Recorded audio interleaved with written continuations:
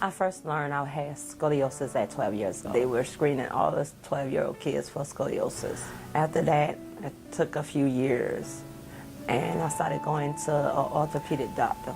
Going to that orthopedic doctor, I went from a back brace, and that was the painful part too, having a back brace on in the summertime, and somebody had to strap you in that thing. Oh, that was a pain. Under my arm, I had the bumps from the places where the brace had cuts in it. And when I took the shower, it was very painful. I grew out of the brace when I was about 16 years old. Thought my back had got better. Nope. After that, they decided to have me go into the surgery and have rods inserted in my back.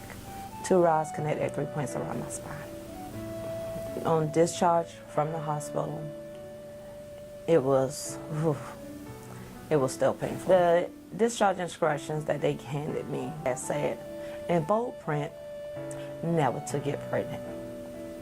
Because they told me that with the rods in my back, I would never be able to carry a child full term. I have 3 kids now. My body changed in a lot of ways with carrying children and everything else. With me growing, my rods began to bend in my body. So that caused me a lot of excruciating pain.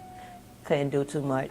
Couldn't even clean my house at one point in time, mostly been in bed and mostly not able to walk. Oh, they did want to do another surgery. After about 3-4 years, I was like, you're not gonna go back in my back. Because they said that time with them trying to adjust the rods or even removing them, you could become permanently paralyzed. I wasn't taking that chance. I went to my church, and it was a health fair, and they were there, and at that time I was barely walking, bent over, barely walking, and my late fiance had me go and see them, and that's when I started coming, like 2011. When I first started, I was coming 3 times a week. Then as my care continued, I started coming sometimes 2 times a week. Then it progressed once every 2 weeks, or even once a month.